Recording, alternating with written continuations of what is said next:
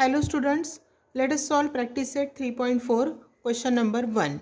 On 1st Jan 2016, Sanika decides to save rupees 10, rupees 11 on second day, rupees 12 on third day. If she decides to save like this, then on 31st December 2016, what would be her total savings?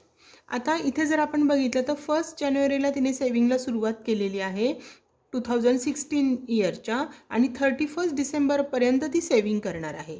पहिल्या दिवशी ती 10 rupees, मग 11, 12 असं प्रत्येक दिवस 1-1 rupees ती वाढवत जाणार आहे.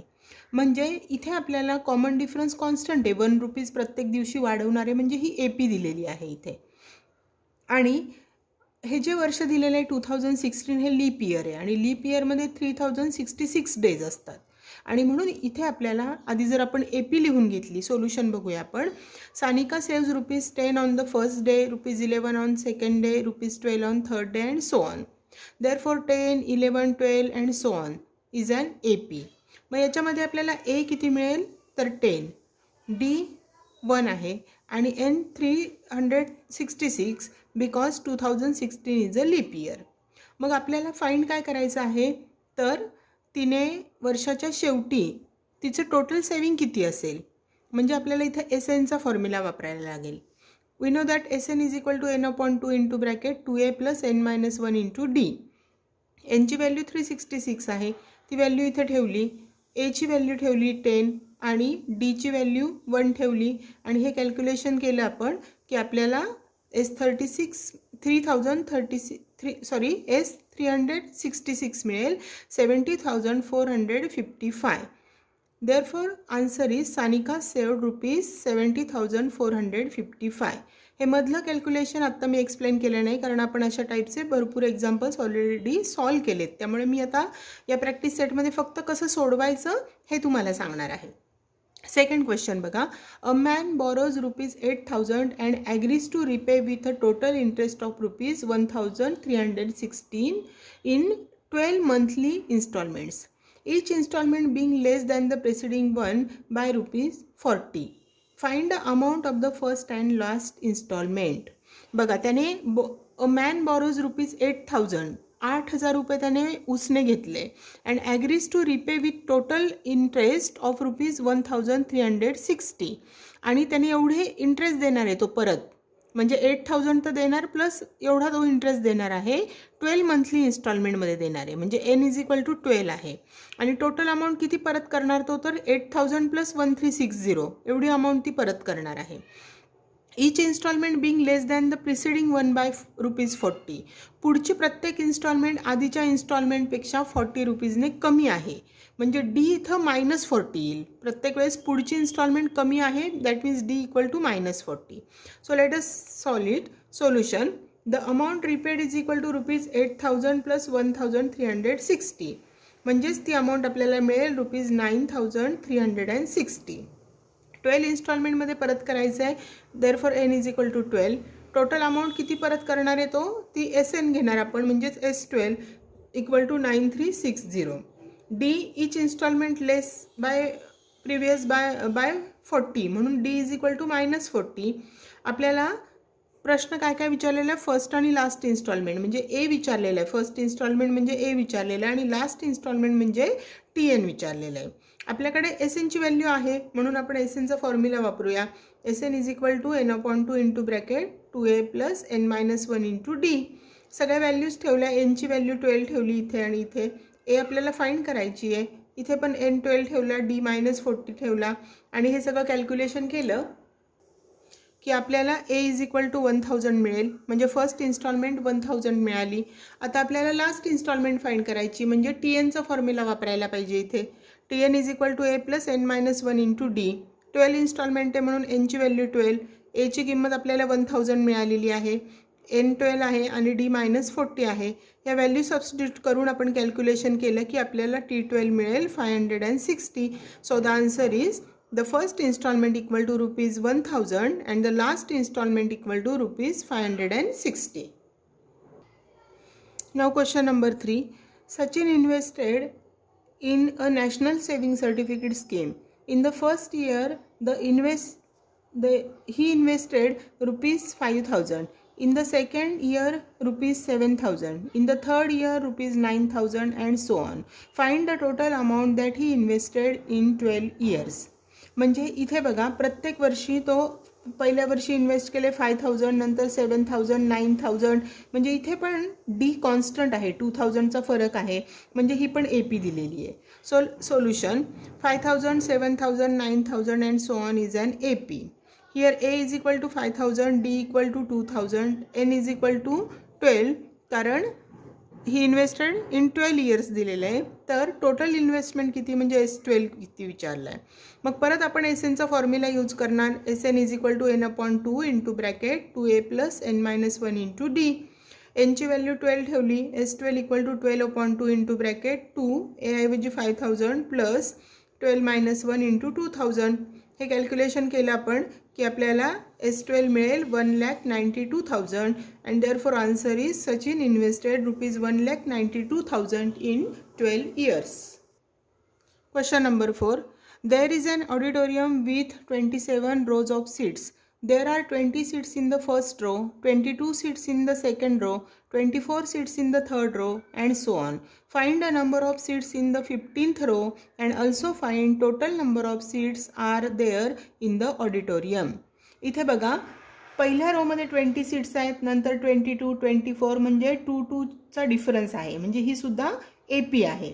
So 20, 22, 24 and so on is an AP. A is equal to first term 20 आहे, D 2 आहे. तर आपल्याला प्रश्न विचारलेला आहे की find the number of seats in 15th row, म्हणजे T15 किती, 15th रो मध्ये किती सीट्स आहेत आणि also find how many total seats in auditorium. Total rows किती सांगितलं 27, म्हणजे S27 किती असे विचारले. मग T15 काढण्यासाठी आपण TNचा फॉर्म्युला यूज करूया. TN is equal to A plus N-1 into D. इथं Nची व्हॅल्यू 15 ठेवायची, A 20 आहे आणि D 2 आहे. ह्या व्हॅल्यू सबस्टिट्यूट केल्या की आपल्याला मिळेल T15 इक्वल टू 48. म्हणजे 48 seats, there are 48 seats in the 15th row. आता टोटल नंबर ऑफ सीट्स किती ऑडिटोरियममध्ये, त्याच्यासाठी SNचा फॉर्म्युला वापरूया. SN is equal to N/2 into bracket 2A plus N-1 into D.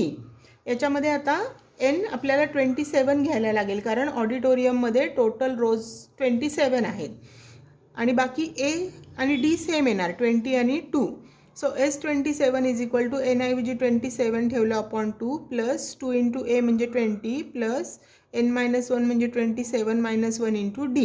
Calculation केलं की आपल्याला मिळेल S27 equal to 1,242. So the last answer is there are 48 seats in the 15th row and the total number of seats in the auditorium is 1,242. Question number 5. Kargil's temperature was recorded in a week from Monday to Saturday. All readings were in AP.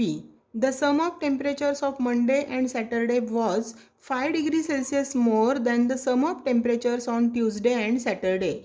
If temperature of Wednesday was minus 30 degrees Celsius, then find the temperature on the other 5 days. आता इथे Monday to सॅटर्डेचं temperature दिलेलं आहे AP मध्ये, readings wear in AP. मग आपल्याला इथे Monday to Saturday असे numbers आपल्याला घ्यायला लागतील जे AP मध्ये आहेत. असं टेम्परेचर आपल्याला घ्यायला लागेल जे AP मध्ये आहे. मग आपण AP कशी लिहायची हे बघितलेलं आहे, त्यानुसार आपण हे टेम्परेचर्स घेऊया. So solution the temperatures are in AP. Let the temperatures in degree Celsius from Monday to Saturday B.